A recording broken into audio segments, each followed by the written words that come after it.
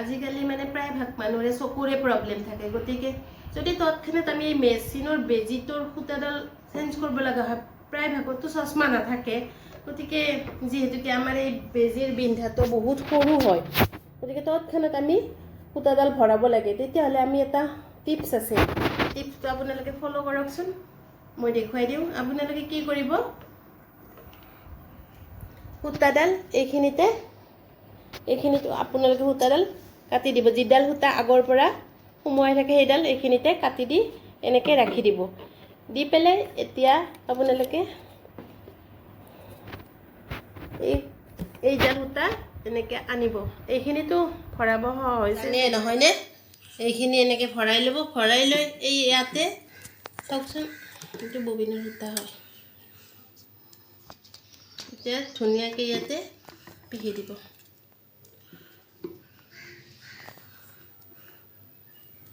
অকণমান জোৰছে পিহি দিব, দি এইডাল এনেকৈ লাহেকৈ টানি আনিব।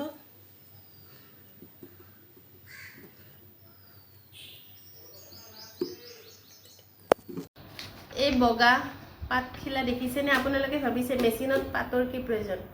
যদিহে কোনোবাই মেচিনৰ চিলাই চিধা কৰিব নোৱাৰে, নতুবা মেচিন নতুনকৈ চিলাব শিকিছে, তেতিয়াহ'লে এই ভিডিঅ'টো আজি তেওঁলোকৰ বাবে।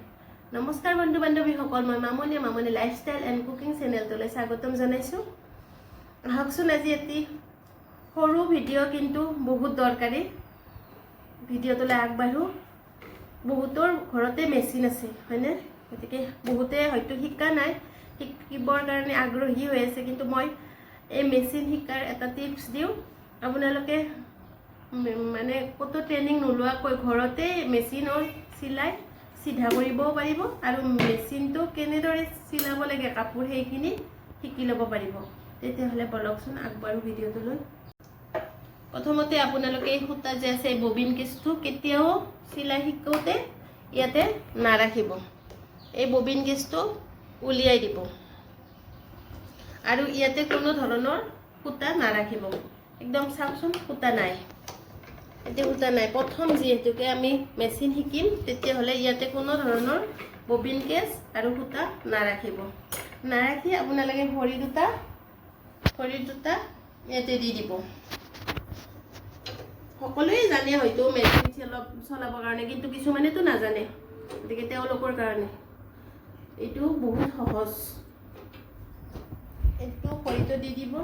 প্ৰথমতে অকণমান খোকোজা লাগিব, তাৰপিছত নিজে নিজে আহি যাব। দি পেলাই ফাৰ্ষ্ট হাতটো ইয়াতে দিব, দি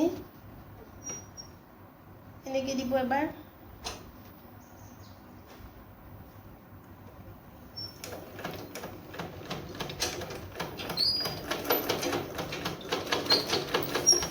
আৰু শ্ল' কৰিব। প্ৰথমতে অকণমান তেৰা বেকা হ'ব, মেচিনটো ধৰক ভৰিৰ লগত এইটো নিমিলিব, কিন্তু শেষলৈকে আহি যাব। আপোনালোকে প্ৰায় 3 দিনমান ট্ৰাই কৰিব, নিজে নিজে উঠা নমা কৰি থাকিব।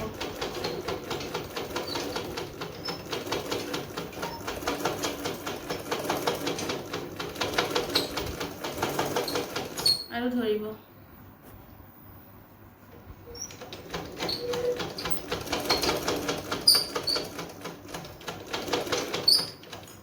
এনেকৈ যদি আপোনালোকে 3 দিনমান ট্ৰাই কৰে, মেচিনত ভৰিৰ হাতৰ বেলেঞ্চ দুইটাই আহি যাব। নেক্সট ষ্টেপ হ'ল আপোনালোকে চিলাব কিদৰে বা চিলাই চিধা কৰিব কিদৰে।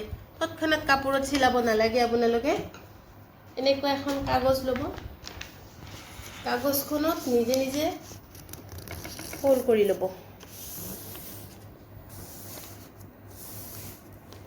ফ'ল্ড কৰি লৈ পেলাই এইটো দাঙিব।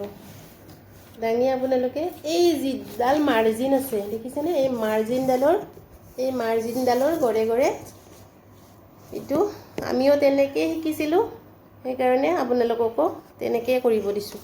দিব, কিন্তু বেজিটো 16 নম্বৰী ল'ব। এইটো বেজিটো সদায় চিলাই কৰা বেজিটো সদায় 16 নম্বৰী হ'ব লাগে। এইটো দিব, এইটো গৈ থাকিব। দেখিছেনে আপোনাৰ চিলাইটো চিধা হৈ গৈ আছে লাহে লাহে কৰিব ইমান জলদি জলদি নালাগে কৰিব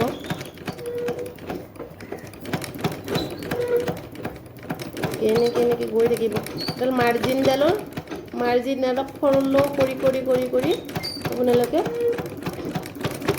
গৈ থাকিব